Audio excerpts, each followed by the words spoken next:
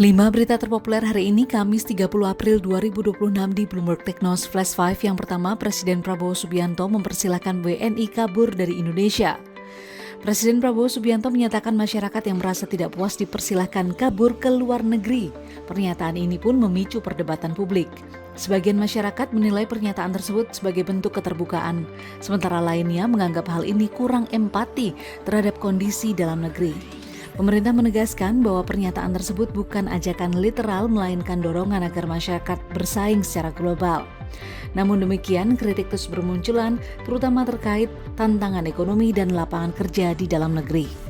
Kedua, Cina suspend mobil otonom gara-gara kasus mogok di tengah jalan. Pemerintah Cina menghentikan sementara operasional sejumlah mobil otonom setelah insiden kendaraan mogok di tengah jalan. Kasus ini menimbulkan kekhawatiran soal keamanan dan kesiapan teknologi tanpa pengemudi di ruang publik. Beberapa laporan menyebut kendaraan berhenti mendadak dan mengganggu lalu lintas, bahkan berpotensi membahayakan pengguna jalan lain.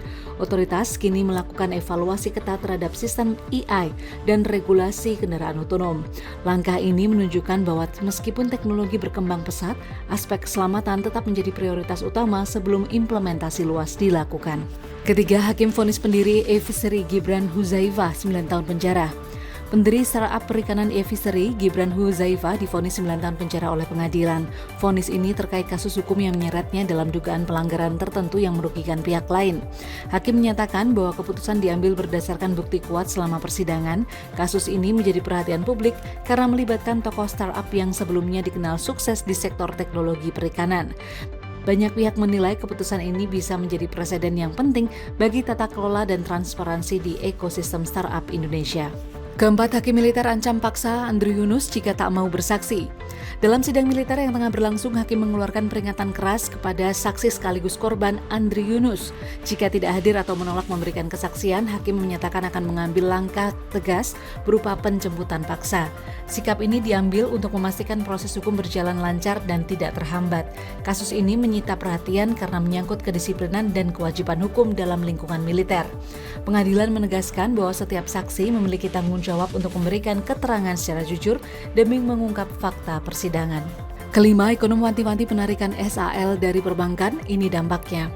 Ekonom memperingatkan potensi dampak dari penarikan SAL atau saldo anggaran lebih dari sistem perbankan. Langkah ini dinilai bisa mengurangi likuiditas di sektor keuangan dan berpengaruh pada stabilitas kredit. Jika dana pemerintah ditarik dalam jumlah besar, bank bisa mengalami tekanan dalam penyaluran pinjaman ke masyarakat dan dunia usaha.